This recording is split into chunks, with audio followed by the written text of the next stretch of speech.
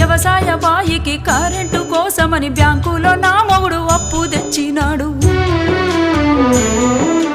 అప్పు తెచ్చిన మాట నిజమే, అది వడ్డీకి తెచ్చింది నిజమే.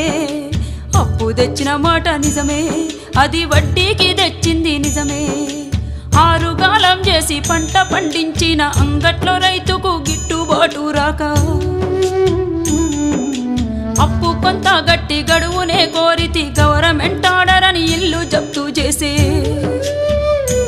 అయ్యా యాడ తెచ్చి గడుదును నేను ఎవరి కాళ్ళ పడుదును, యాడ తెచ్చి గడుదును నేను ఎవరి కాళ్ళ పడుదును.